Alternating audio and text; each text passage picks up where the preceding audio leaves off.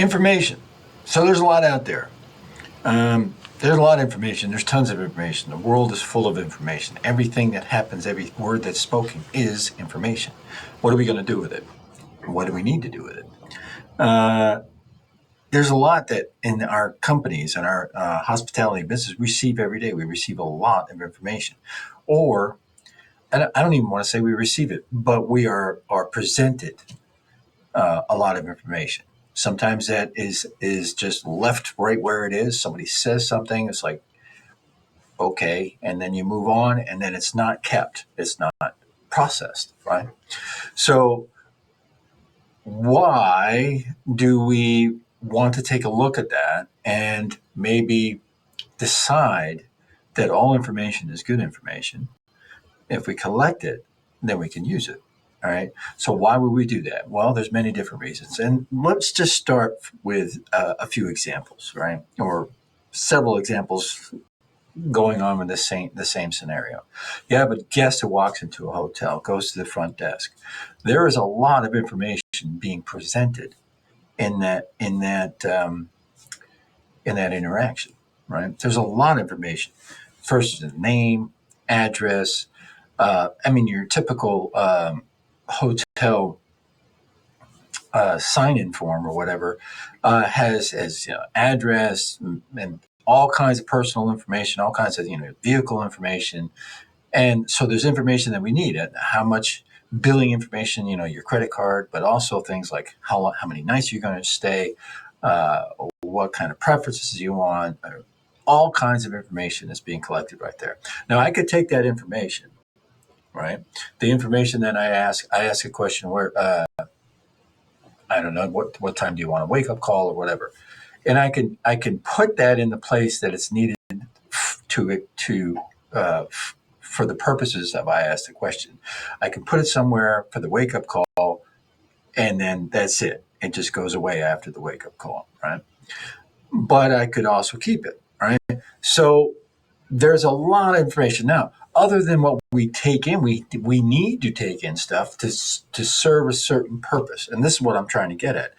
Uh, we need information for a purpose right here, right now, for this purpose, but it's still information. We could keep that. We could do something with that, right? Or we could use it for its intended purpose and then forget about it.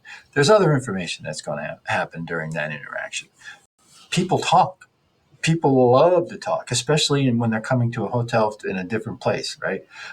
Some people maybe who come and go and travel for business might not want to talk. They're just like, I just need my room. Don't talk to me. I'm not going to talk to you. I'm going to give you the bare information, and that's what you get, all right? But other people, I can tell you, as a salesman and as someone who has interacted with guests in this industry and then customers in other industries, we are often counselors, right? People give us information, right? So we get that information. Now, in a nice little conversation, says somebody comes in, they say, "Yeah, I'm here to visit my mom, uh, who is from here, and I'm originally from here, and I'm thinking of moving back, or my mom's getting older, and I have to come visit her at least 5 times a year now." That's all conversation. But and then other things in the conversation might talk about the different places you like around town, the places you like to eat, different things. I mean, people will spout this stuff out. Now, I could sit there as a front desk agent and just be nice and take that in and be pleasant and maybe interact. Oh, yeah, my mom is this way too, or whatever. And oh, I love that place, or whatever. That's a nice conversation. This is a beautiful interaction. But why does it have to end there? All right. It doesn't have to end there. That information being taught or being spoken can be kept. All right. So that same person goes up to the room. They're doing things in the room, and then they call down to the desk for some kind of special request, this, that, or the other thing, a question or whatever. Again, you can take that information that they give you, and even a question or is information. What time does the Catholic Church have its service on Sunday? What time is this, that, or the other thing? That's just information. Now, you're going to be polite. You're going to be accommodating, and you say, "Oh, well, let me look it up. The Catholic Church opens from, the mass is whatever time or whatever, or this restaurant's open, whatever the question is. You are taking that information and you're giving it back in form of an answer, and then you're forgetting about it, or you're making a note of it. All right, same person leaves there, goes to the restaurant, orders food, goes home, or goes back to bed, right? But what kind of information we get when they order food? How they like their steak, right? They like their steak medium rare or rare, right?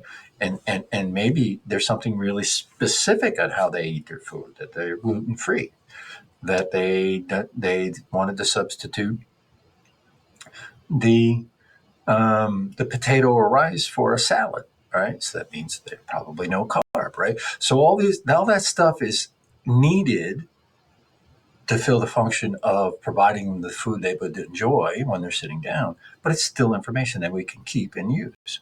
All right. So why do I use all these examples? Right. Well, first of all, to the student, you might already see where I'm going with this, and that's called CRM. Now, customer relations management is a form of database. All right.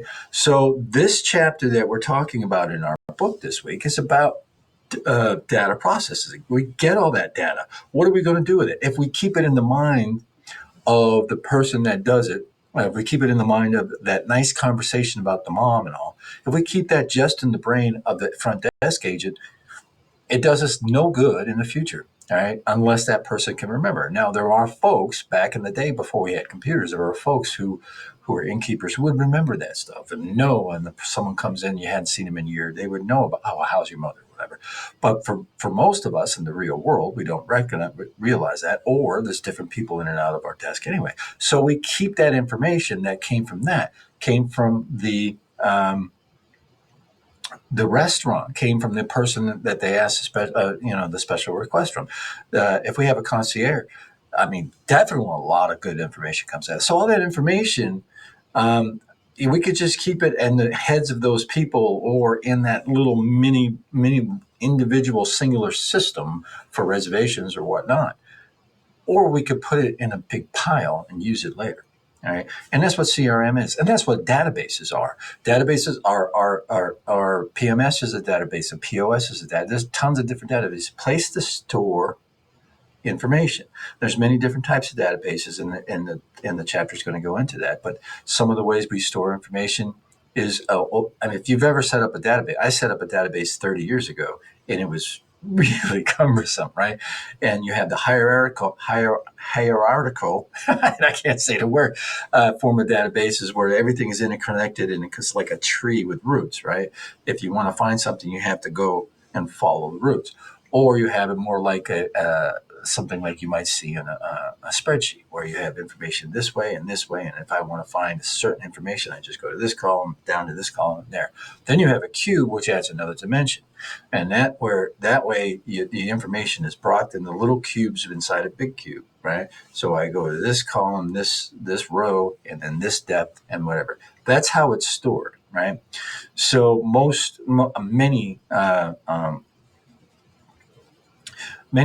much data today is much of the processes we use are the more efficient cube or whatever, right? But but on the user end, we don't really care how it's stored. We just want to know how to use it, right? So CRM is usually important. Now, I mentioned a lot of things that might seem inconsequential about the mom, about the low carb or whatever, but when we are trying to best serve our guest, what's really going to impress a guest is when they come to the restaurant and or they come and visit us a year later, somebody says, how's your mother doing? Are you here to visit your mother? Would you like reservations for this restaurant that you went to the last time? All those different things, that really helps. And then also presetting some of the selections and things like that. Okay, still like a single room on the corner on the top floor. And then when they go into the restaurants, we have a really nice low carb section, low carb offering tonight, or something like that. So it really does matter. I mean, excellent service comes from information. Now, I can try to give the most excellent service in the planet. Really, really want to just give people the extra mile in every single thing. But if I don't know what their preferences are, if I don't know where they're coming from, I'm just shooting in the dark. And I might be just overloading them with all this stuff that they don't care, right?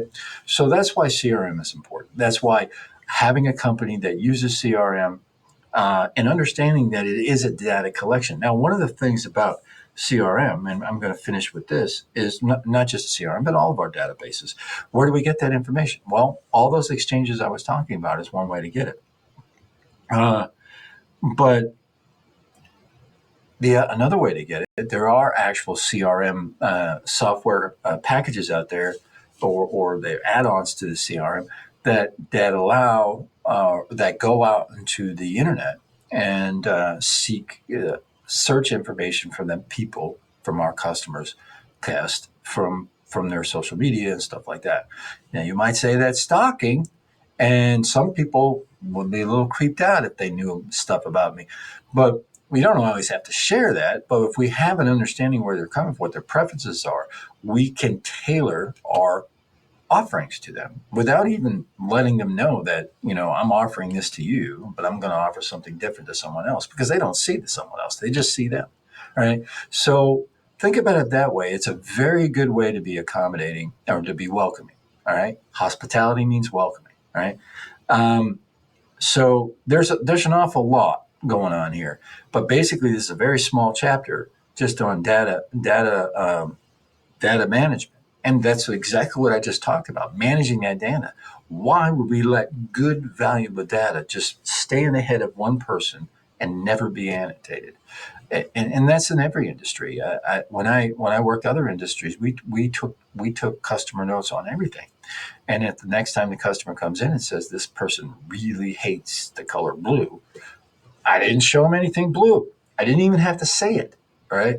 That's an oversimplification, but you get what I'm talking about. It's a beautiful thing. Information is out there. Why not use it? All right. So anyway, so read the chapter, do the quiz and the discussion and all that good stuff, and we'll see you next week.